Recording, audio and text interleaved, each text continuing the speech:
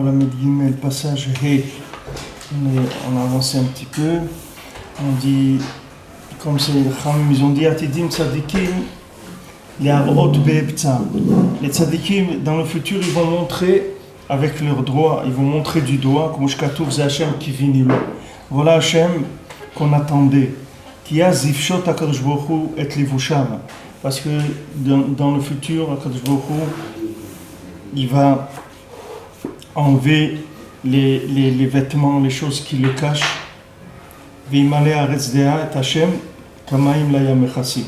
Et la terre va se remplir de connaissance d'Hachem, de conscience d'Hachem, comme l'eau remplit la mer. Et il va se révéler l'amour qu'Hachem il a dans son da'at, c'est-à-dire l'amour qui est dans l'essence même d'Hachem. Qu'est-ce que c'est cet amour-là? C'est le pnimiut de la Torah. C'est la Torah qui est la Torah profonde. C'est-à-dire la divinité d'Hachem qui réside dans la Torah et dans les midot. Comme on avait vu que la Torah et les midot, on a expliqué la Torah et les midot, qui archa va les vouchazer ou mechasser à l'écouto. Parce que aujourd'hui, le lévouche, c'est-à-dire la forme, l'interprétation de la chose, c'est elle qui cache la divinité. C'est elle qui cache la divinité d'Hachem. C'est-à-dire la pnimiut à Torah. C'est-à-dire l'intérieur de la Torah, la profondeur de la Torah. Plus il y a une révélation de la profondeur de la Torah, moins il y a d'interprétations possibles. C'est-à-dire, moins la Torah elle est révélée en profondeur, et plus il y a des explications, mais quand maintenant on révèle l'intérieur de la Torah, alors c'est simple. C'est pour ça que la Torah du Rebbe, elle est très élevée, mais elle est très simple. Ce sont des choses simples. C'est des choses très très simplifiées. Il n'y a pas de complication. La complication, elle est quand la chose elle est cachée. Plus la chose est cachée, plus c'est compliqué. Plus c'est révélé, plus c'est simple. C'est normal, puisque quand c'est révélé, il y a une évidence. Donc maintenant, le monde, plus ça va, plus la Torah, la Torah du Rebbe, la profondeur de la Torah, elle se révèle, et plus il y a de la conscience d'Hachem, et plus on voit plus on voit Hachem Mamash, parce que Hachem il est plus caché. Hachem il est caché, c'est quand il n'y a pas de révélation de la pnimiut à Torah. Il y a des gens aujourd'hui qui peuvent interpréter le judaïsme d'une certaine manière, parce qu'il n'y a pas de révélation de la pnimiut de la Torah. S'il y avait une révélation de cette pnimiut, les gens ne pourraient pas dire c'est comme ci ou c'est comme ça serait évident. Quand est-ce que tu peux supposer des choses? C'est quand la chose n'est pas complètement révélée. Par exemple, tu prends du métal argenté et que ce métal argenté, il a noirci. Alors quand il est noir, tu peux croire que c'est de l'aluminium, tu peux dire plusieurs choses. Une fois que tu vas le nettoyer et qu'il va briller de ce qu'il est, mamash à l'intérieur, c'est fini. Tu ne peux pas dire autre chose que c'est de l'argent. Maintenant, la Torah, tant que la Torah elle a des habits qui sont des habits soit intellectuels, soit des habits qui sont anciens, soit des habits qui correspondent pas au langage des gens, des habits qui ont été transformés par les générations, que les gens ils ont essayé d'associer la Torah à un mode de vie intéressant, ou à une religion, ou à tout ce qu'on veut, ou le patrimoine du judaïsme, ou des choses, toutes ces interprétations, c'est des bêtises tout ça. C'était le patrimoine, ou la religion, ou les valeurs juives, toutes ces choses-là, c'est pas la Torah, c'est pas ça. La Torah, c'est pas tout ça. Maintenant, quand quelqu'un il amène la Torah dans une valeur, dans une notion, que cette notion-là, c'est une notion de galout, c'est une notion des 70 nations, alors comme ça, il cache la Torah. C'est-à-dire, la Torah, il peut pas penser que dans la Torah, il y a une dimension comme ça. Il peut pas penser. Il peut pas penser, par exemple, quand quelqu'un il vient faire kidouche le vendredi soir, il ne peut pas penser que maintenant il y a des anges qui sont là autour de lui et qui sont en train de parler à Hachem, qui lui disent regarde ce bon juif là, regarde comment il fait le kidouche, tout ça. Il ne peut pas imaginer ça, parce que pour lui faire kidouche, C'est comme c'est un acte, c'est un acte folklorique, c'est-à-dire même si c'est pas folklorique, mais c'est quelque chose c'est une tradition, c'est comme ça. Le Shabbat, il faut parce que ça sert à l'identité juive, ça nous permet de nous différencier des autres. Puis chacun il a son jour, les musulmans ils ont le vendredi, les chrétiens ils ont le dimanche, et nous on a le Shabbat. Mais tout ça, c'est des bêtises, jamais il faut parler comme ça. Parce que ça n'a rien à voir avec ces choses-là, rien à voir. C'est pas parce que, imaginez-vous maintenant, imaginez-vous, les Havdil, prenez un exemple dans le monde. Prenez une grande marque dans le monde, une marque très très connue de quelque chose. Maintenant, cette marque, elle s'est fait copier par d'autres, parce que c'est une grande marque, et les gens ils voient que ça marche bien. Alors ils ont copié ça. Imaginez-vous maintenant que la marque, elle oublie qu'elle est une marque, elle se met à copier les gens qui ont copié la marque. Parce que elle les voit et elle dit « Ah ouais, c'est bien ce qu'ils font et tout », et elle se met à copier. Mais les autres, ils lui disent, les chrétiens, les musulmans et tout, qui sont un petit peu honnêtes, ils disent mais c'est vous qu'on a copié, ne faites pas comme nous. Nous on a copié ce que vous faites. Ne venez pas vers nous, c'est à nous à venir vers vous. C'est pas à vous à venir vers nous. Seulement la galoute, elle a fait quoi? Elle a émoussé l'aspect, la splendeur de la Torah, la splendeur du Ham Israël, la spécificité de chaque chose, le côté unique qu'il y a dans le Ham Israël. Tout ça, ça s'est émoussé avec la galoute. Et les gens, ils ont commencé doucement à s'assimiler. À s'assimiler, ça veut dire qu'ils ont fait des assimilations entre des notions qui sont des notions des nations et des notions qui sont des notions de la Torah. Maintenant, quand quelqu'un il fait une assimilation entre les notions de la Torah et les notions des nations, jamais il va voir Hachem. Parce que c'est des vêtements qui empêchent de voir Akadosh Baruch Hu. Tu as mis des vêtements sur la Torah. Tu as habillé la Torah. Il ne fallait pas l'habiller. Pourquoi dans la Torah, par exemple, c'est interdit qu'un homme y mette des habits de femme? C'est interdit, c'est une interdiction de la Torah. On n'a pas le droit. Un homme, il n'a pas le droit de s'habiller en femme. Pourquoi c'est interdit? Qu'est-ce qu'il y a? Parce que c'est assourd. On n'a pas le droit de cacher l'identité de quelqu'un à Tkedekar, de l'inverser à Tkedekar. Quand on voit un homme, on croit que c'est une femme. On n'a pas le droit. C'est assourd, mais la Torah de faire ça. Maintenant, quelqu'un, il habille la Torah dans des choses qui sont... Ils veulent le mettre sous des normes, qui soient des normes, comme on dit, des normes internationales, des normes de toutes les religions. Alors il y a des rencontres, les rabbins, avec des curés, avec des imams ou des choses, et ils ont des discours comme ça, où ils parlent de la religion, et ils disent oui, chacun, mais il faut jamais faire des choses comme ça. Il ne faut jamais aller dans ces choses-là, parce qu'on n'a rien à voir avec ces gens-là. Rien à voir du tout. C'est pas qu'on a un problème avec eux. On n'a aucun problème, comme avec tout ce qu'il y a dans le monde, on n'a aucun problème. Tout fait partie de la création, et tout a été créé par la Torah, et tout est inclus dans la Torah, qu'ils veuillent ou pas, c'est comme ça, c'est la réalité du monde. Hachem, il a créé le monde avec la Torah. Mais maintenant, nous, quand il y a un style qui sort, quand il y a un style qui sort, que ce style-là, c'est un style qui est un style qui vient des nations. Alors nous, c'est sûr qu'on ne doit pas utiliser ça. On ne doit pas utiliser ce style-là. C'est sûr qu'on n'a pas le droit. Il faut faire très attention à la forme qu'on donne aux choses, parce que la forme qu'on donne aux choses, ou les notions des choses, des fois on a besoin d'expliquer des choses à des enfants, ou de faire passer des choses. Alors il faut faire attention que les notions ne soient pas des notions qui ne sont pas des notions de Torah, parce que ça cache la Torah. Maintenant, plus l'intérieur de la Torah il va se révéler, plus la profondeur de la Torah elle va sortir dans le monde, et plus toutes les interprétations elles vont tomber. Elles vont tomber. C'est comme s'il y a une lumière. Cette lumière-là, quand elle est faible, quand la lumière est faible, même les couleurs, vous ne pouvez pas les distinguer. Maintenant, vous augmentez un petit peu la lumière, vous allez commencer à distinguer la forme. Vous allez commencer à distinguer la couleur. et plus vous mettez une intensité de lumière, et plus tous les détails ils vont être visibles. Vous allez voir le détail de chaque chose. Donc après, vous allez avoir une définition précise de la chose. Maintenant, Kadosh Baruch Hu, chaque jour, il se révèle plus dans le monde. Les tzadikim, ils amènent de la Torah. La Torah là que Rabbi Nachman a amenée dans le monde, qui s'appelle Torah de Atika Stima, cette Torah, elle révèle l'intérieur. Donc une fois qu'on a vu l'intérieur, c'est fini.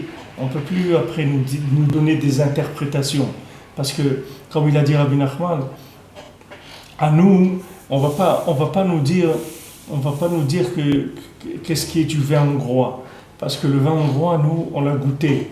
Donc quelqu'un, il ne peut pas venir nous dire, ça c'est du Ungarisch Wein.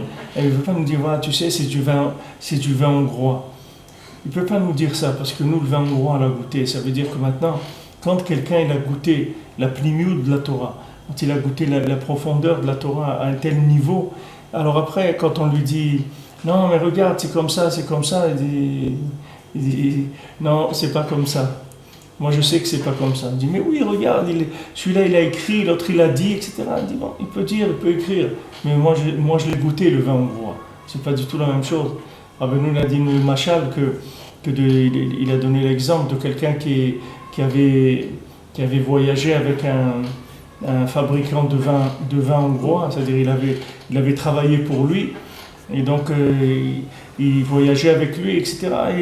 Donc il avait goûté ce vin hongrois, que c'est un vin extraordinaire, c'est un goût qui n'a rien à voir avec les autres vins. C'est un goût extraordinaire, mamash. Alors une fois, ce monsieur-là qui travaillait dans cette cuve-là de vin hongrois, il s'est trouvé dans une taverne où les gens ils buvaient du vin. Alors à un moment, les gens ils ont dit, allez, maintenant on va boire du vin hongrois. Alors ils ont servi. Alors ils lui ont demandé, alors qu'est-ce que tu penses de ce vin hongrois? Il a dit, ça c'est pas du vin hongrois. Et alors ils ont commencé à lui dire, mais c'est pas vrai, comment tu peux dire ça? Regarde, c'est écrit sur la bouteille. Vous pouvez me dire ce que vous voulez. Moi, je vous dis ça, c'est pas du vin hongrois. Parce que moi, je l'ai goûté, le vin hongrois. Donc c'est fini. Qu'est-ce que ça veut dire? Ça veut dire qu'on peut plus te vendre quelque chose avec le nom d'autre chose. C'est pas possible. C'est pas possible. Comme des gens qui sont des connaisseurs, par exemple, d'un peintre, d'un musicien ou autre. Tu leur dis, voilà ce tableau, c'est ce peintre-là qui l'a fait. Tu dis, non, c'est pas lui. Il dit, non, mais regarde, c'est signé et tout. Il dit, ça peut être signé, tout ce que tu veux. C'est pas lui qui a fait ce tableau. Parce qu'il y a des gens qui connaissent tellement la profondeur de la chose que tu peux pas leur raconter des histoires. Alors la Torah, quand elle est révélée en profondeur, on peut plus te vendre des styles. Des styles, ça peut plus se vendre. On peut pas te vendre un style comme ça ou un style comme ça. Si tu veux la chose elle-même, c'est plus maintenant une interprétation de la chose que tu as besoin. C'est la chose elle-même. Alors plus on avance et plus la pnimiut de la Torah se révèle, donc ça permet aux gens de faire tchouva, aux gens qui sont très éloignés de se rapprocher. Au début, ça leur donne une lumière, une inspiration. Après, ça leur donne la force de s'engager. Après, ça leur donne l'audace de s'engager, l'audace de quitter une forme de vie, l'audace de quitter un pays, l'audace de quitter un emprisonnement dans lequel ils se trouvent. Et les Maasés, ils sont emprisonnés que par l'imagination, parce qu'ils ne sont pas emprisonnés du tout. Il n'y a personne qui est emprisonné dans ce monde. Il est emprisonné de l'imagination, c'est tout. Chacun il peut démissionner de là où il se trouve pour avancer vers Hachem. Il n'y a aucun endroit au monde, aucune situation au monde dans laquelle tu ne peux pas démissionner pour partir. Tu ne peux pas dire, écoutez, je m'en vais. Ça y est, je pars. Il dit, mais où tu vas? Qu'est-ce que tu fais et tout? Il dit, je m'en vais, je suis obligé de partir. Ça y est, j'ai vu quelque chose dans ma vie, je ne peux plus rester dans cette situation-là. Tout ça, ça vient de la hara, de la pnimiut Torah. Plus la Torah, elle est claire, et plus elle va libérer les gens des contextes qui sont faux, des contextes, des notions, des interprétations, de tous ces vêtements-là qui sont faux. Chacun, il est enveloppé dans un vêtement. C'est pour ça que dans le Olam Haba, on ne juge pas les gens, on ne leur demande pas des choses. Et chacun, il vient avec son vêtement dans le Olam Haba. Chacun, il vient avec son vêtement. C'est-à-dire, il a un vêtement. Alors, tu vas voir quelqu'un dans le Olam Haba, il a un vêtement. Par exemple, il a un short. Alors, tu vois que ça veut dire, dans sa vie, il lui a manqué beaucoup de choses. Il n'a pas eu le temps de se faire un vêtement qui lui permet de rentrer vers la divinité. Et il y a des fois où des gens, Chas v'Shalom, ils n'ont pas de vêtements du tout. Maintenant, dans l'Olam Haba, quelqu'un qui n'a pas de vêtements, il n'a pas d'accès au Olam Haba. Alors où est-ce qu'il est? Eh bien, il tourne dans l'air. Il n'a pas d'endroit. C'est ça qu'on dit quand on enterre quelqu'un, on dit qu'il arrive comme Minuchato, qu'il arrive dans l'endroit de son repos. Pourquoi on dit pour qu'il arrive? Pourquoi on lui fait une bracha comme ça, qu'Hachem il aide qu'il arrive là-bas? Parce que pour arriver là-bas, il faut avoir des vêtements. Et c'est écrit dans les Sfarim, il y a un sefer de Rabbi Yehuda Pitaya qui s'appelle Ochot Mesaporot. Lui, il rapporte là-bas comment ces gens-là, que Hachem Ishmor, ils n'ont pas de vêtements, et ils ont personne, et ils connaissent personne. Parce que des connaissances, c'est un vêtement aussi. Quand on connaît des tzadikim, c'est un vêtement. La connaissance, c'est un vêtement. Et comme dans ce monde, des fois vous avez des moyens pour faire quelque chose, mais des fois vous n'avez pas de moyens, mais vous avez des connaissances. C'est la même chose que des moyens. Des connaissances, c'est des moyens aussi. Quelqu'un qui connaît des tzadikim, c'est des moyens, les tzadikim. C'est-à-dire dans l'Olam Haba, il peut aller chez les tzadikim et leur demander un vêtement, parce qu'il n'a pas de vêtements. Alors Rabbeinu rapporte justement dans le Chayei Moharan, où Rabbeinu parle du niam qu'il faut aller chez le tzaddik dans le Olam Haba, que le écart du rapprochement au tzaddik, c'est pour le Olam Haba, quand dans le monde futur on va avoir besoin d'aller chez le tzaddik. Alors là-bas il rapporte tout le maasé de Rav Menachem Mendel Mevitebsk, que je vous ai dit que c'est son yortzeit, c'est aujourd'hui, c'est Askarat de ce tzaddik, sa Iloula, c'est aujourd'hui. Alors, après ce maasé-là, Rabbeinu il rapporte un autre maasé et il dit qu'il y a une synagogue à Jérusalem, que tous les morts du monde, ils viennent dans cette synagogue.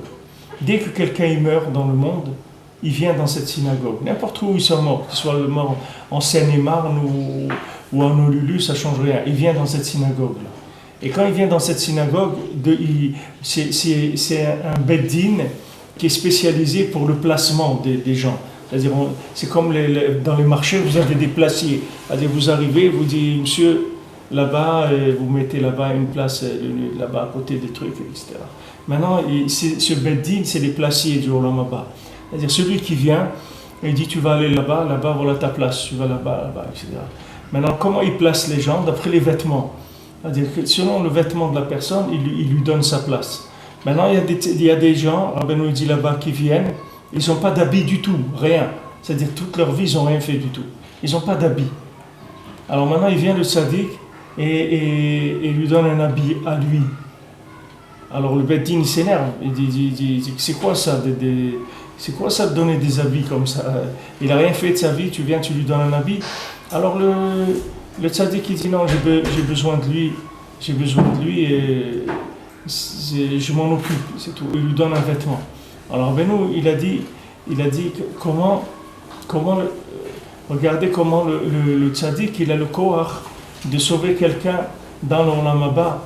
Il y a parce que comment le tzaddik il le sauve? Le tzaddik il le sauve parce qu'il a un rapport avec lui, parce qu'il le connaît, ou cette personne elle a fait quelque chose pour le tzaddik, ou cette personne elle est venue à Ouman, ou elle a un rapport avec le tzaddik. Maintenant, même si cette personne est à l'envers complètement, la preuve, c'est qu'elle est toute nue. Ça veut dire qu'elle n'a rien fait dans sa vie de valable. Il n'y a rien, il n'y a aucune construction. C'est-à-dire, elle n'a pas été massig à Kadosh Baruch Hu dans ce monde. Elle n'est pas arrivée à prendre conscience de l'existence d'Hachem dans ce monde. Donc, elle arrive là-bas, elle n'a pas de vêtements. Vous voyez comment ça marche, c'est-à-dire que selon comment la personne elle a enlevé les vêtements de ce monde, c'est comme ça qu'elle a des vêtements dans le monde futur.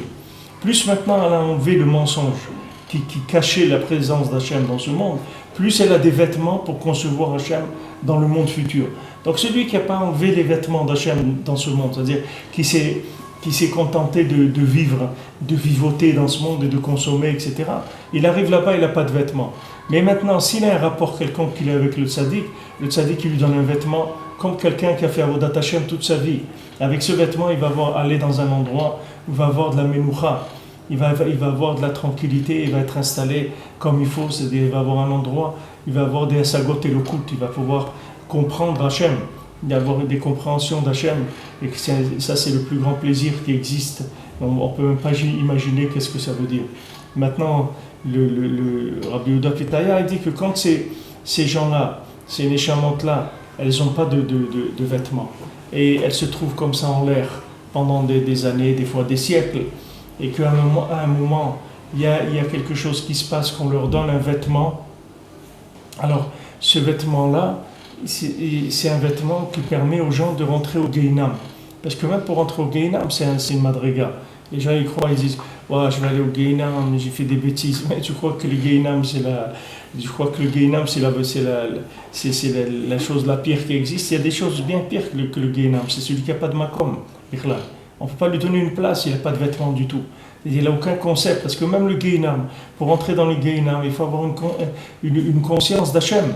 Même quelqu'un qui va souffrir, il faut qu'il ait conscience de l'existence d'Hachem pour souffrir. Sinon, même ça, il ne peut pas avoir accès. Alors tout ça, c'est des vêtements. Plus quelqu'un il a fait des vêtements dans ce monde, c'est-à-dire qu'il a fait des vêtements de Kedusha, c'est-à-dire qu'il a fait des choses, des mitzvot, que ces mitzvot-là, elles enlèvent les faux habits. Elles enlèvent les habits qui sont faux, les notions qui sont fausses, les situations qui sont fausses, des gens qui vivent dans le faux. Il y a des gens qui vivent dans le faux, ils le savent qu'ils vivent dans le faux. Il y a des gens qui se sont fait attraper une fois dans leur vie parce qu'ils ont été faibles. Ils se sont fait attraper dans une situation et ils se retrouvent soit mariés d'une façon qu'ils ne veulent pas, soit travailler comme ils ne veulent pas, soit habiter dans un endroit où ils ne veulent pas, etc. Mais il faut savoir que de tous ces endroits, on peut sortir. Il n'y a aucun endroit dont on ne peut pas sortir. Il faut commencer à vouloir et il faut commencer à appeler à Kadosh Bokhu et lui dire « Papa, sors-moi de là, sors-moi de là ». C'est vrai que c'est moi qui suis tombé dans le puits, c'est moi qui suis tombé dans cette situation par ma faiblesse ou parce que j'étais à un moment dans ma vie, je me suis laissé avoir. Mais je te demande, sauve-moi de là, ne me laisse pas là-dedans. Alors à ce moment-là, beaucoup il le fait sortir. Et qu'est-ce que c'est sortir? Juste, il va lui enlever un vêtement, c'est tout. Il va enlever un vêtement qui est juste la conscience de l'endroit où il se trouve. C'est-à-dire qu'il va arriver à sortir de cette prison-là. C'est une prison de la conscience, une prison de l'esprit, une prison de toutes sortes d'enveloppes qui sont fausses. De là, il va sortir. Maintenant, quand la Torah, cette Torah d'Atika Stima, cette Torah-là profonde, elle se révèle dans le monde, elle commence petit à petit à balayer les vêtements. Petit à petit, les vêtements du mensonge, ils tombent. Voilà, regardez les mensonges, par exemple, dans les gouvernements. On voit c'est un voleur, il a menti. L'autre, maintenant, il a menti. Et après, il sort, l'autre aussi. Maintenant, comment ils vont faire? Quand ils vont voir que tous les gens, c'est des menteurs, tous les gens du gouvernement, c'est des menteurs, qu'ils ont tous des comptes en Suisse et qu'ils ont tous des milliards, et que les gens ils vont s'énerver, ils vont dire c'est quoi ça? C'est quoi? Soi-disant vous êtes là pour servir le peuple et tout, vous êtes tous des multimillionnaires, vous vivez comme des pachas et nous là en train de bosser comme des ânes là. C'est quoi cette politique là? C'est quoi la classe politique? C'est quoi? Hachem, tout ça vient de la Torah d'Atika Stima.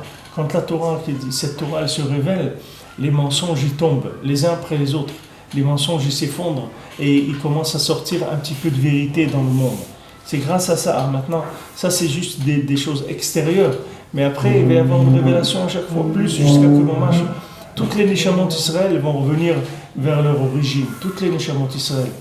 Toutes les Neshamot d'Israël vont venir à leur place. Et une fois qu'elles vont se mettre à leur place, toutes les nations vont se mettre à leur place. Tout ce qu'il y a dans le monde, il va prendre sa place aussi.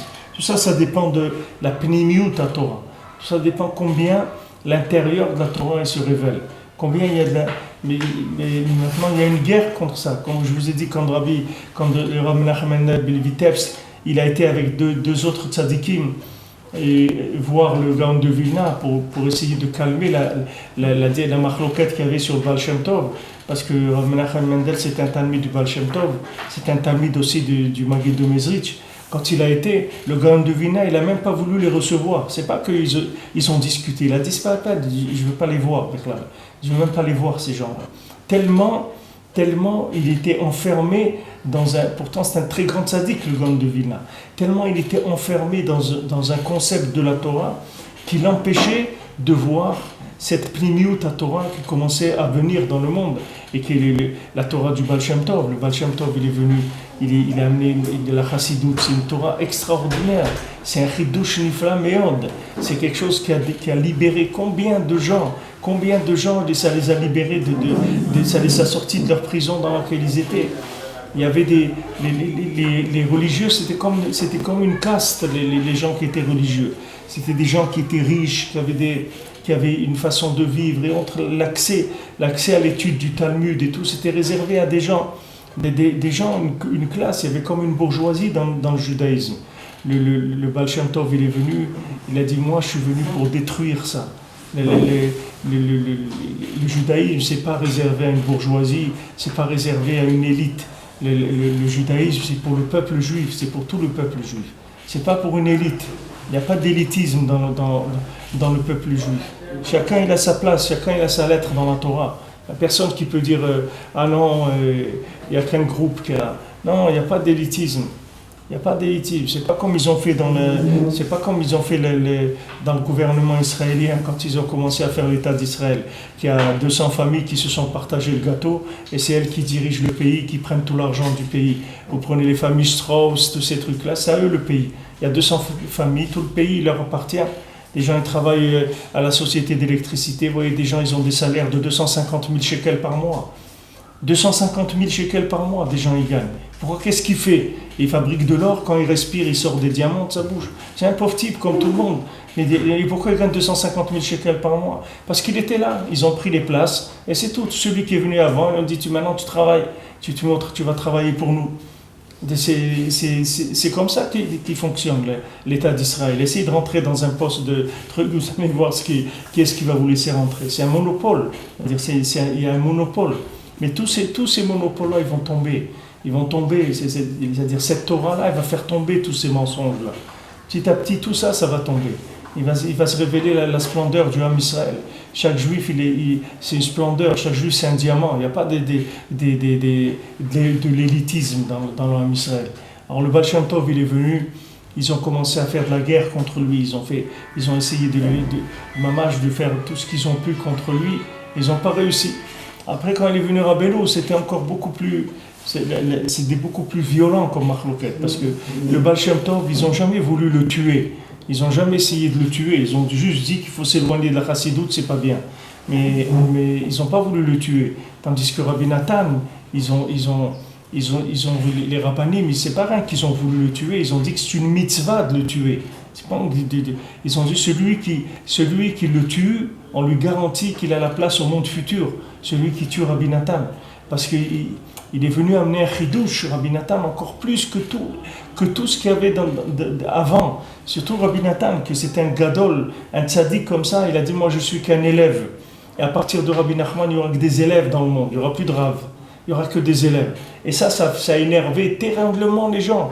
Ils étaient très très énervés de ça. C'est quoi ça qu'il va y avoir que des élèves? Quoi? Il n'y a plus des admorim, des rebelles, toute cette caste-là. Non, ça n'existe plus. Maintenant, il n'y a que des élèves, c'est tout. Il y a Rabbi Nachman, c'est le dernier rabbi qu'il y a eu. Après, c'est que des élèves. Tout le monde est des élèves, il n'y a que ça. Alors ça a mis en colère beaucoup de gens. Même aujourd'hui, il y a des gens qui ne sont pas très contents de ça. Mais à l'époque, c'est pas qu'ils n'étaient pas très contents. Ça les a déchaînés. Ils se sont déchaînés sur Rabbi Nathan. Son mamage déchaîné, il a souffert toute sa vie. D'ailleurs, il en est mort de ça, puisqu'il est mort relativement jeune. Il avait 62 ou 63 ans. Et il est mort des intestins, de la maladie. Tellement il a souffert de cette persécution en permanence, qu'il ne le laissait pas tranquille, il le chassait de sa maison. Ils payaient tout le temps, ils avaient beaucoup d'argent, ils payaient la police, ils achetaient les juges, ils achetaient tout. C'était impossible de les attaquer au tribunal, ils achetaient tous les juges, ils achetaient les policiers, ils donnaient de l'argent, ils allaient voir le chef de la police, ils lui donnaient des sommes d'argent pour empêcher Rabbi Nathan de rentrer dans sa ville. Ils ont fait tout ce qu'ils ont pu pour le détruire. Bon, au Hachem, ils n'ont pas détruit, mais ils l'ont amoché quand même. C'est-à-dire, rien que le Likutei Halachot qu'on a aujourd'hui, maintenant on a 8 volumes de Likutei Halachot, il y avait plusieurs fois le double de ça. C'est-à-dire, il y avait au moins 40 ou 45 livres de Likutei Halachot. Il nous en restait rien que 8. Mais c'est sûr que même ce qui reste, c'est nifla meod par rapport à tout ce qu'il y a dans le monde. Mais s'il y avait eu tout, c'est sûr que ça aurait aidé beaucoup plus rapidement la Géoula à venir, que les gens ils auraient trouvé beaucoup plus facilement comment s'attacher. Alors cette réaction-là, pourquoi je vous parle de ça? Parce que pour vous montrer comment il y a une lutte contre la vérité. Quand les gens ils ont mis des habits qui sont comme des camisoles qui se protègent de leur vérité à eux, ils sont incapables de sortir et d'accepter quelque chose de nouveau qui va venir. Et maintenant, la Pnimiut à Torah, plus les secrets de la Torah se sont révélés dans le monde, plus le mensonge il a commencé à tomber. Depuis Rabbi Shimon, le Harizal, le Baal Shem Tov et Rabbeinu, il est venu, il a révélé cette Torah d'Atika Stima. C'est une Torah Nifla Meod. C'est une Torah qui vient et qui demande aucune capacité aux gens, aucun niveau intellectuel, aucun niveau de rien du tout. Ça répare tout le monde, n'importe comment qu'il soit. N'importe comment qu'il soit, ça répare. N'importe quel individu, dans n'importe quelle situation, ça va le réparer. Cette Torah-là, c'est la Torah de la fin. C'est la Torah qui va terminer l'histoire. C'est avec ça qu'on va terminer l'histoire. Maintenant, Mashiach, il va enseigner l'écouter moral. Et pour l'instant, les gens, c'est pas tout le monde qui a le srout d'écouter Rabbi Nachman. Même nous, même celui qui connaît, qui est là, qui va au man et tout, regardez comment le monde il tourbillonne.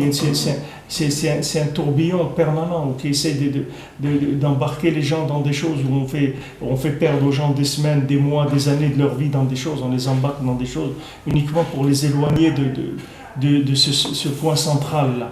Alors plus il va y avoir des Galut à Torah, et plus il va y avoir de la Pnimiut à Torah, la révélation de cette Torah profonde, plus il va y avoir la révélation d'Hachem dans le monde.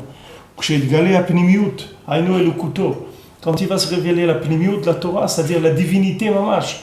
Pnimiut à Torah, c'est Hachem mamash. C'est ça la Pnimiut à Torah. C'est Hachem mamash. Avant c'était Hachem, mais pas Hachem mamash, comme on dit, Bayom Haoui Hachem Echad ou Shmo Echad.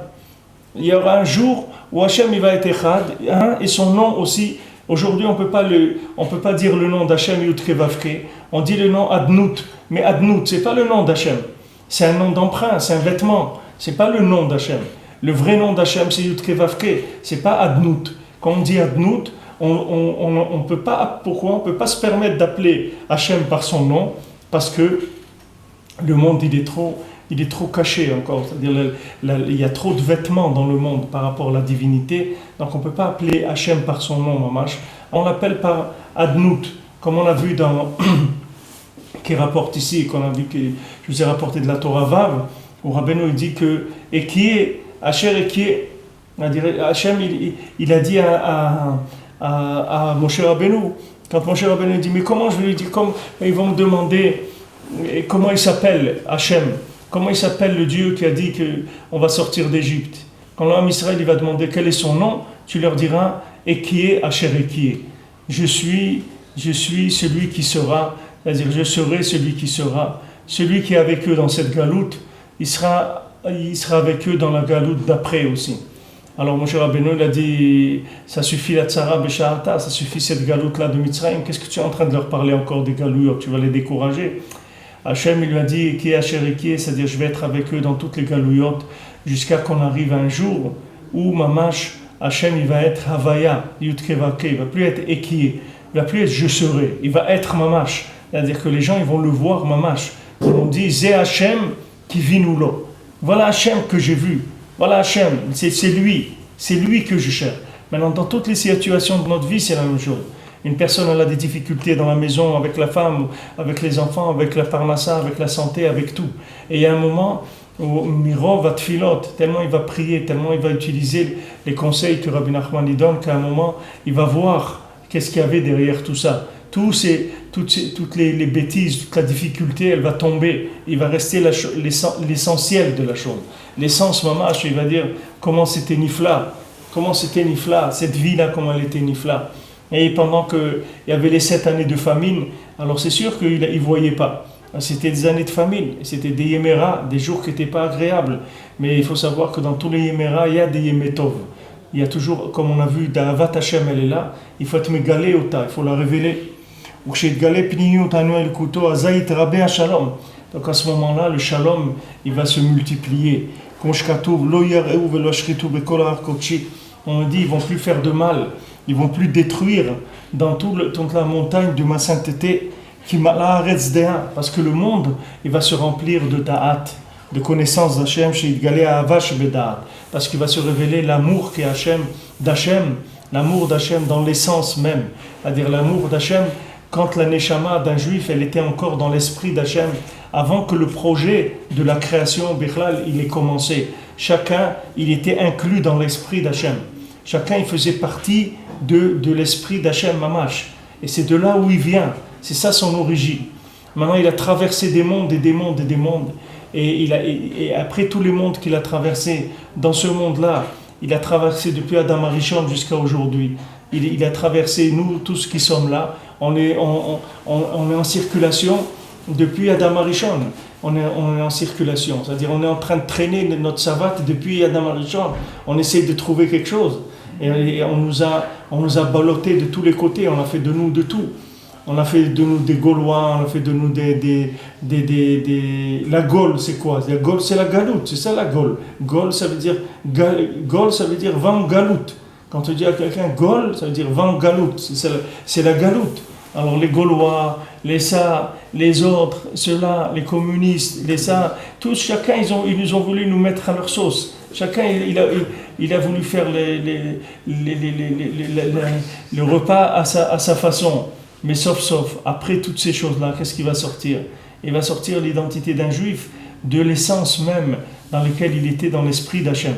Quand il va y avoir ça, alors il va y avoir un shalom nifla dans le monde. Parce que toutes les disputes, elles viennent de la fausse interprétation des choses. C'est parce que les choses, elles sont camouflées, que les choses, elles sont déguisées. C'est pour ça qu'il y a de la dispute. Mais quand les choses, elles sont claires, elles sont ouvertes, qu'on voit l'intérieur, il n'y a plus de dispute, c'est fini. La dispute, elle vient que du flou, c'est ça qui fait la dispute. N'importe quel homme, il est bien, n'importe quelle femme, elle est bien. Tout le monde est bien, tout le monde est extraordinaire. Seulement, il faut aller vers l'intérieur, il ne faut pas s'occuper de l'extérieur. Parce que l'extérieur, il faut savoir qu'il vient d'une galoute. L'extérieur, il vient de la galoute de l'exil de chacun. Il vient des parents, que les parents ils ont éduqué comme ça, que l'école elle a éduqué comme ça. Il y a toute une formation d'esprit, de l'attitude de la personne. Que ça lui a donné des midotes qui sont fausses, des midotes qui ne sont pas bonnes. Ce n'est pas des vrais midotes. Donc on ne pouvait pas le juger sur le midote. Il faut aller tout de suite vers l'intérieur de la personne. Il ne faut pas regarder les midotes. Parce que les midotes, c'est ce que maintenant, la personne elle a été détruite par la galoute. Il ne faut pas la regarder sur ses midotes. Il faut regarder, savoir que cette personne-là, elle fait partie de l'infini, elle est dans l'esprit d'Hachem Mamash. Alors quand cet esprit d'Hachem il va se révéler dans le monde, automatiquement la paix elle va venir. Chacun il va se mettre à sa place. Un oiseau, il ne va plus rêver d'être un éléphant. Un éléphant, il ne va plus rêver d'être un papillon. Chacun il va être à sa place, c'est tout. Parce qu'il va avoir l'aspect qu'il doit avoir, l'aspect pas physique, l'aspect spirituel, l'aspect social, tout, les midotes, tout, il va avoir comme il est, Béhémet, c'est tout. C'est comme ça qu'il est. Dès qu'il va s'accepter, alors tout le monde va être Béchalom. Parce que chacun va accepter qu'il est une créature d'Hachem, que Hachem il l'a fait comme ça. Pourquoi? Par rapport à une fonction spécifique, c'est tout. Hachem il l'a créé comme ça, c'est ça sa fonction. Hachem il a fait 12 shvatim, aucun chevet qui peut dire pourquoi moi je n'ai pas le droit d'être comme celui-là, je ne peux pas passer du côté du chevet Shimon ou du côté de Ménaché, non, tu ne peux pas. Toi tu es des chevet Lévi, tu restes Lévi, tu ne peux pas changer. Pas aller d'un chevet à l'autre. Pourquoi? Parce que tu as ton identité, c'est ça ton identité. Ton identité, ça veut dire que toi, tu révèles Hachem par rapport à cette mida-là dans le monde. Quand maintenant tu dois révéler par exemple, qu'est-ce qu'on fait, Gvura chez Betiferet, alors tu dois révéler Gvura chez Betiferet, c'est ça ta mida. Alors c'est là-dedans que tu te trouves. Maintenant, quand quelqu'un, il est en galoute, ça veut dire qu'il s'est assimilé, ça veut dire qu'il a fait des comparaisons, et il y a eu des possibilités d'assimilation. Et d'assimilation, ça veut dire de croire que moi je peux être comme ça. Mais maintenant, le problème c'est que si tu essayes, tu vas être comme ça. Et tu peux être comme ça encore mieux, plus que celui qui, lui, il est comme ça. C'est-à-dire que si un juif, il se met à se prendre pour un breton, il va devenir breton plus que le breton lui-même. C'est-à-dire même le breton, que son arrière-grand-père il est né en Bretagne, le juif, il va lui sortir des choses il va lui apprendre à son arrière-grand-père ce que c'est la Bretagne. Et pourtant, c'est pas son makom du tout, le juif. Alors maintenant, quand le juif il va quelque part, comme ça en Bretagne, il commence à raconter des choses aux Bretons, et les Bretons ils disent mais ça c'est un Breton c'est pas de maintenant, ça c'est un Breton qui vient des siècles d'avant. On voit qu'il a toute la Bretagne en lui, etc. Mais ça sert à rien, c'est pas sa place, Bichlal. Et lui, c'est normal qu'il fait ça, parce que lui utilise la divinité qu'il a en lui. C'est normal qu'il peut la mettre à toutes les sauces. Plus quelqu'un il a une divinité qui est puissante en lui, plus il peut l'habiller sur toutes les sauces possibles. Vous pouvez en faire de lui ce que vous voulez, parce que c'est un morceau de divinité. Donc il peut prendre tous les vêtements du monde. C'est pour ça que la galoute pour le juif, elle est dangereuse. Et d'un autre côté, là où vous le mettez, le juif en galoute, les maasés, il n'est pas en galoute, parce que là-bas il s'installe, il fait sa vie, etc. N'importe où il fait sa vie. Mais cette faculté d'adaptation, elle vient de la grandeur, et c'est une faculté d'assimilation énorme. Parce que quand la personne elle réussit dans le mensonge, c'est très difficile de sortir. Vous dites à quelqu'un, sors de la réussite que tu as eue, viens vers même un échec social, choisis un échec social, mais c'est ça ta véritable identité. Mais c'est difficile pour la personne. Vous vous rendez compte qu'est-ce que c'est quelqu'un qui fait tchouva? Quelqu'un revient vers la Torah, vous lui disiez voilà, je vous garantis déjà un échec social. Ça, je peux te le garantir déjà quand tu fais tchouva, que jamais ils vont t'accepter. Parce que pour les religieux, tu seras quelqu'un qui n'est pas religieux, et pour les non-religieux, tu auras quelqu'un qui est un fou qui est rentré dans des trucs encore, qui a voulu faire le mariole, qui a voulu faire encore l'intéressant. Il a voulu l'intéressant et s'est lancé dans des trucs. Donc maintenant, déjà, ils partent pour un échec déjà dès le départ. Dès le départ, il a un échec social. Mais ça ne fait rien.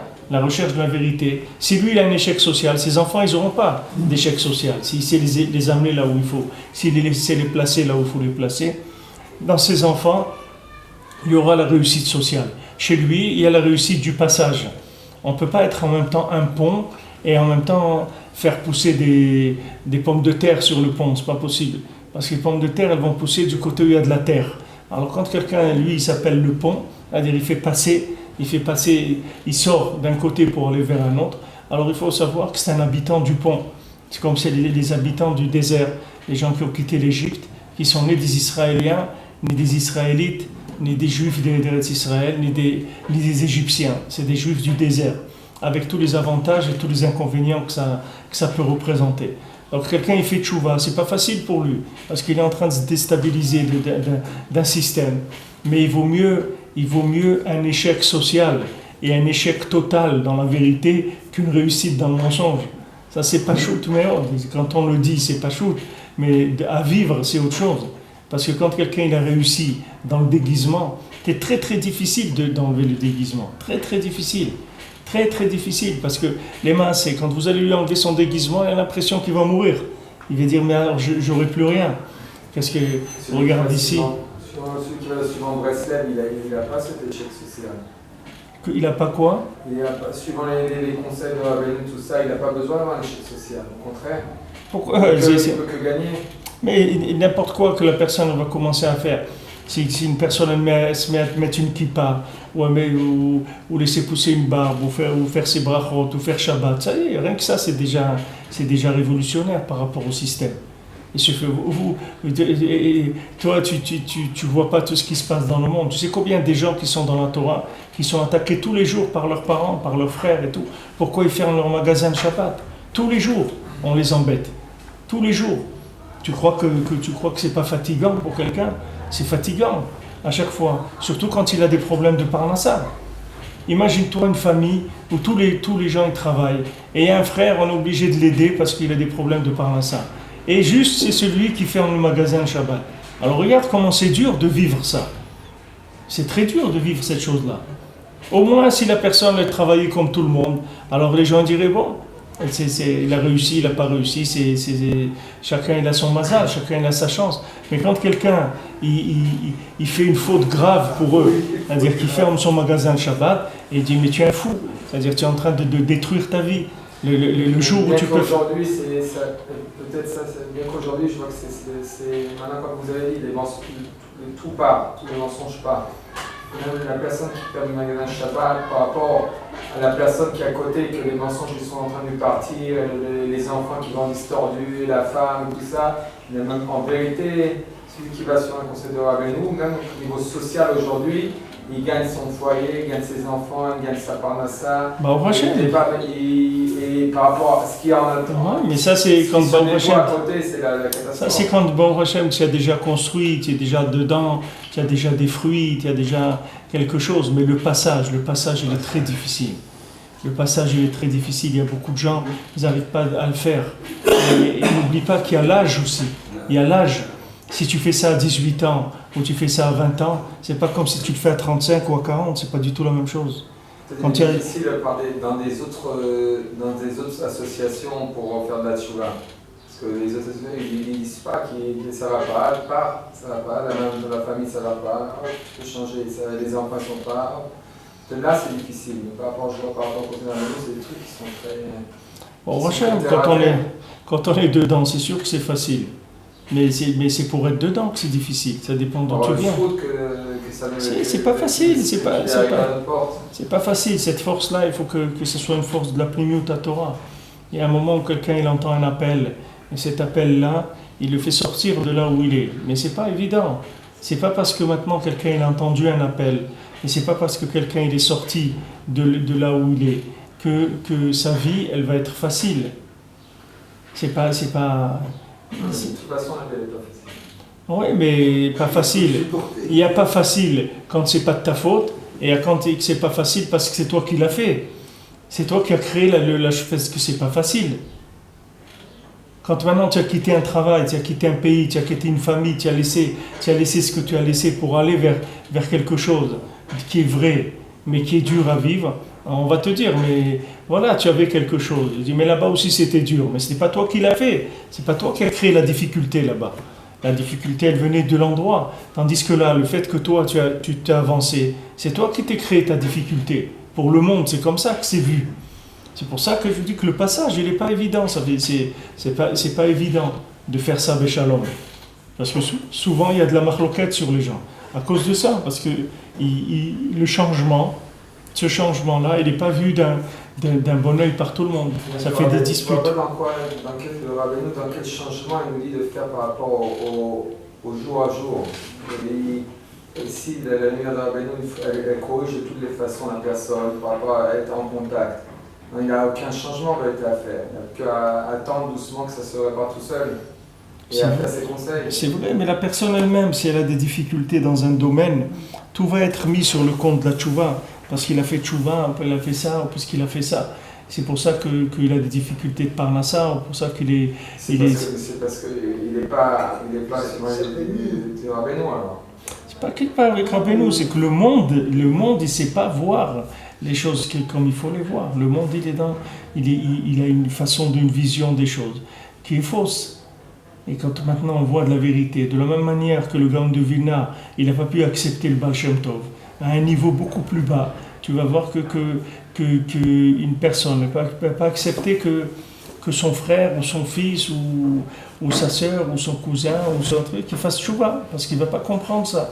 Il va voir quelqu'un qui est, d'après ses critères à lui, qui est en train de dérailler complètement. Il va le voir dérailler. C'est comme ça qu'il va le voir. C'est la marloquette qui vient du fait que la vérité, elle n'est pas assez révélée dans le monde.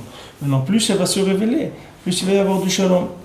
Comme c'est écrit qu'il n'y aura plus de mal qui va être fait, il n'y aura plus de destruction dans toute la montagne d'Hachem. Parce que Har Kochi, c'est-à-dire quand maintenant la montagne d'Hachem, elle va être révélée en sa sainteté, alors tout de suite le mensonge il va tomber, il n'y aura plus de marloquette.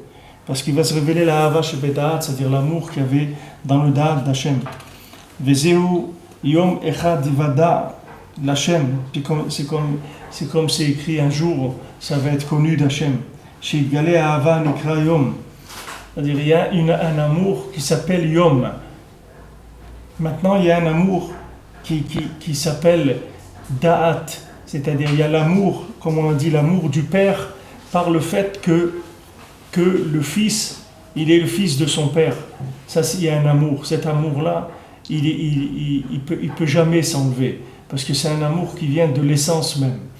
Mais il y a un autre amour qui s'appelle Yom. Cet autre amour, il vient du comportement du fils. C'est-à-dire quand le fils, il donne de la joie à son père, de parce qu'il est, il est devenu, ou de parce qu'il est, indépendamment du fait que c'est son fils. Le fait que maintenant son fils il soit bien, que son fils il soit dans la Torah, qu'il ait réussi sa vie comme lui, comme le père il voulait, qu'il attendait que son fils marie, il ait des enfants, il soit droit dans son travail, etc. Il voit que son fils est dans des valeurs, il est dans des valeurs qui sont bien. Ça s'appelle Ahava Shenikra Yom. C'est-à-dire que maintenant, on peut se trouver dans une Ahava chez Beda'at, avec dans le Yom, que c'est le contraire de la Ahava. Comme je l'ai dit pour la Shoah, quand les gens ils ont dit comment Hachem il peut aimer le Ham Israël et faire la Shoah. Comment on peut mettre ensemble ces deux idées-là. Alors je vous dis c'est la même chose qu'Abraham Avinu avec la Akedat Yitzhak. Comment on peut dire qu'Hachem il aime, il appelle Abraham Ohavi, c'est comme ça qu'Hachem il appelle. Il appelle à Abraham mon bien-aimé, celui que j'aime. Et il lui dit d'aller faire la Akedah, d'aller faire le sacrifice d'Yitzhak, que le sacrifice d'Yitzhak, c'est la fin du rêve d'Avraham Avinu. C'est la fin du rêve. Encore là, Baruch Hashem Ishmor, que 6 millions ils sont partis, mais tout le peuple juif il n'est pas parti. Mais là, c'était tout le peuple juif qui disparaissait en 1 minute, c'était terminé. Il ne restait plus un juif sur terre, puisqu'il n'y en avait qu'un seul. Donc c'est pas compliqué. S'il le tuait, c'était fini. L'histoire, vous fermez le livre d'histoire et vous allez vous mettre au lit, c'est tout. L'histoire s'est terminée, c'est tout. Comment c'est possible? Comment c'est possible? Hachem, Avraham Ohavi, il lui dit va faire la Kedah de ton fils, va sacrifier ton fils, va le tuer. Comment c'est possible quelque chose comme ça? Ça c'est possible parce qu'il n'y a pas de le Gilouï de la Ahava qui s'appelle Yom. Quand la Ahava s'appelle Yom, alors l'amour d'Hachem, il se voit dans le vécu. C'est pas un amour que dans l'essence, c'est un amour dans le vécu aussi. C'est-à-dire qu'Hachem, il va nous donner la bracha. Comme il nous aime, il va nous donner la bracha. C'est-à-dire que Hachem, il nous aime et il va nous donner aussi du bien. C'est pas uniquement que Hachem, il nous aime et d'un autre côté, on reçoit des coups. Parce que quand on reçoit des coups, ça veut dire que c'est pas la Ahava qui s'appelle Yom. Ça peut être la Ahava chez Beda'at, mais pas la Ahava qui s'appelle Yom. Nous, on a besoin beaucoup de la Ahava qui s'appelle Yom. C'est ça qu'on a besoin. On a besoin de Yom, de la Ahava. Il y a des pères, il y a des pères qui aiment leurs enfants, beaucoup dans leur date. C'est-à-dire ils sont très responsables de leurs enfants. Ils font très attention à leurs enfants, qu'il leur manque rien. Ils font attention à leur santé, ils font attention à leurs vêtements, à leur manger, à leurs vacances, tout ce qu'ils ont besoin, etc. Mais les aimer, dans le Yom, ils n'arrivent pas à les aimer. C'est-à-dire l'enfant, il n'arrive pas à être conscient que son père, il aime dans des choses qui sont son monde à lui. Par exemple, le père, il n'est pas capable de prendre son fils par la main et d'aller faire un tour avec lui et de passer 2 ou 3 heures avec lui comme ça, dans rien, juste dans un endroit que l'enfant il aime, parce que l'enfant il aime la forêt ou l'enfant il aime la montagne. Alors il le prend avec lui, il part avec lui, il lui dit viens, on va aller, je vais aller avec toi là où tu aimes, je vais venir avec toi là où tu aimes être et je vais parler avec toi. Il l'emmène et il vit un moment avec lui, mais pas dans le monde du père, dans le monde du fils. C'est très difficile. Il y a beaucoup de pères qui sont des pères extraordinaires, qui assument, mais qui assument dans le côté responsable, dans le côté d'en haut, mais pas dans le côté d'en bas. Et les enfants aujourd'hui, ils ont besoin du côté d'en bas énormément, parce qu'aujourd'hui, le côté d'en haut, ça ne les satisfait pas du tout, parce que les gens, ils n'arrivent pas à avoir la émouna qu'il faut pour se bouger dans cette chose-là. C'est-à-dire, ça ne les satisfait pas assez. Même si le père il travaille dur pour emmener la parnassa et qui fait attention à eux, qu'ils ont le confort matériel qu'ils ont, etc., leur santé et tout, mais ça ne suffit pas. Aujourd'hui, le monde, il a besoin de Ahava Shenikra Yom, c'est-à-dire qu'il a besoin d'un amour qui vient dans le temps. Et c'est un amour qui est temporel, même si c'est pas un amour d'un niveau très élevé, mais ces gestes-là, cette attitude, cette attention qui rentre dans le temps et qui va s'arrêter. Après, on va passer à autre chose. Ça, c'est un besoin qui est énorme dans la communication entre un père et un fils aujourd'hui. Et c'est la même chose que nous, on demande à Hachem. C'est ce que Akadosh Baruch Hu dit. Il dit Shuvu elai ve'ashuve alechem. Akadosh Baruch Hu dit venez vers moi et moi je viendrai vers vous. Et nous on dit Hashem, Ashivenu Hashem elecha venashuva. Non, ramène-nous vers toi et nous on viendra. C'est-à-dire, chacun il dit à l'autre fais le premier pas. Hashem il dit mais comment tu peux avoir des doutes sur moi avec tout ce que je t'ai donné, avec tout ce que j'ai fait de bien pour toi? Comment tu n'es pas joyeux? Comment tu sens pas une vitalité de ma présence? Alors on dit Hashem non, rentre avec moi dans ma vie de tous les jours, là où je suis, dans ma petitesse, dans ma bêtise, dans ma médiocrité, rentre avec moi ici. Et de là, je vais te suivre après. De là, je vais démarrer. Et les Maaseh, c'est ça ce qui est en train de se passer. C'est qu'on voit que la Torah, elle descend dans des mondes, chez des individus qui sont très très loin. Et quand la Torah elle descend chez des individus qui sont très très loin, ça veut dire qu'Hachem, il est rentré dans Ahava Shenikra Yom, c'est-à-dire l'amour qui s'appelle jour, qui rentre dans le temps, dans les facteurs de temps. Ces facteurs de temps qui ont l'air idiots, qui ont l'air bêtes par rapport à l'homme, quand une femme elle demande à un mari viens accompagne-moi, je vais aller acheter une robe, pour le mari c'est la mort parce qu'il va faire 10 magasins, elle va pas trouver, etc. C'est très très dur pour lui, c'est l'Igainam de passer ça. Mais ça s'appelle Ahava Shenikra Yom, c'est-à-dire c'est l'investissement dans des éléments qui ont l'air complètement futiles puisqu'ils vont passer avec le temps. Puisque cette robe, tu sais qu'il y en a déjà 25 dans l'armoire et tu sais qu'elle va dormir là-bas dans l'armoire qu'une fois qu'elle va être mise 2-3 fois, c'est terminé. Ça fait rien. C'est-à-dire qu'il y a un amour qui s'appelle dans le temps. Il n'y a pas que ce qui est dans l'infini, il y a aussi ce qui est dans le temps. Et ça, les Maaseh, c'est ça la Géoula. La Géoula, c'est la présence d'Hachem dans le temps. C'est pas que nous, on doit sortir du temps, sinon on n'a rien fait. Sinon, on doit sortir du temps pour se rapprocher d'Hachem. Alors on n'a rien fait, autant aller dans l'Olam Haba tout de suite et c'est tout. On va sortir du temps et c'est tout. On n'aura plus à lutter contre les épreuves de ce monde. Toute la grandeur de l'Idkarvut du Ham Israël à Kadosh Baruch Hu, c'est dans le Zman. C'est pour ça que toute la halakha nous éduque dans le Zman. Vous croyez qu'Akadosh Baruch Hu, pour lui, ça lui change quelque chose que vous fassiez Kriyat Shema à 8h40 ou vous le fassiez à 2h de l'après-midi? Vous croyez qu'Hachem, pour lui, ça change quelque chose? Que c'est que Hachem il t'aime plus ou il t'aime moins parce que tu as fait Kriyat Shema tard ou tôt? Ça ne change rien du tout pour lui. Tu es son fils, ça ne change rien. Ce que tu fais, ça ne change rien. Mais qu'est-ce qu'il veut Hachem? Hachem, il veut te donner une bracha dans le temps. Donc il te donne des mesures de temps et il te dit rentre dans le temps. Rentre dans le temps et je vais venir avec toi dans le temps. Parce que plus tu m'auras révélé dans le temps et plus tu vas me connaître. Parce que toi, tu vis dans le temps. Donc n'essaye pas. Il y a des gens qui croient que pour être dans la Torah, il faut sortir du monde. Il faut plus travailler, il faut étudier toute la journée, prier toute la journée, etc. D'où mettre tout son argent à tzedaka et tout. C'est pas vrai. C'est pas ça la Torah. La Torah, Hachem, il veut, il te dit, rentre dans le temps. Et moi, je viens avec toi dans le temps. Parce que maintenant, si tu dis que la Torah, pour la vivre, il faut sortir du temps, alors tu as rien compris, puisque la Torah, c'est elle qui a créé le temps. Comment tu peux dire qu'il faut sortir du temps pour vivre la Torah? Dans le temps, dans mon travail, dans ma famille, dans mes déplacements, là, je vais amener Hachem avec moi. Et là, je vais surveiller le temps. Là, je vais sanctifier le temps. Je vais le sanctifier, ça s'appelle Ahava Shenikra Yom. C'est-à-dire, c'est un amour dans le jour. C'est pas un amour qui est intrinsèque dans l'essence. C'est dans le jour même. C'est pas une appartenance à Hachem qui est une appartenance au niveau. Il y a des gens comme ça. Il y a des gens qui te disent regarde, moi, je suis juif, il n'y a aucun problème. J'ai aucun problème. Moi, je sens une appartenance au peuple juif, à Dieu. Mais maintenant, il vit comme un goy. Pourquoi? Parce qu'il n'a aucune idée qu'il existe une Ahava d'Hachem qui s'appelle Yom. Il ne croit pas. Dire que Hachem, qu'il existe un amour d'Hachem à un niveau très élevé, ça, il est d'accord. Mais c'est ça le principe de l'Avodah Zara. L'Avodah Zara, c'est ça. C'est de dire que Hachem, il est dans En Sof, mais dans Yom, Hachem, il n'est pas dans Yom. Que le Yom, c'est comme des choses qui se passent par des principes de cause à effet. Que mon patron il m'aime pas, que ça, c'est comme ça. Il y a des choses de cause à effet. Voilà, c'est pour ça que je me trouve dans cette situation-là. Mais non, Hachem, il s'appelle Yom. La Havad Hashem, c'est le Ikar de la Havad Hashem, c'est quand elle arrive à être dans Yom.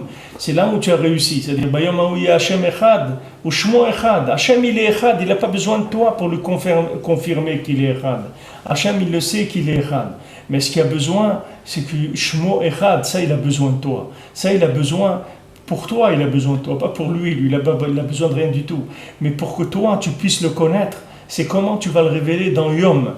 Dans le Yom, la Hava qui s'appelle Yom, c'est ça que tu as besoin le plus. C'est sûr que l'autre, elle existe malgré toi, que tu veuilles ou pas, elle est là. Mais maintenant, tout ton travail à toi, est-ce que tu vas l'appeler Yom ou tu vas pas l'appeler Yom?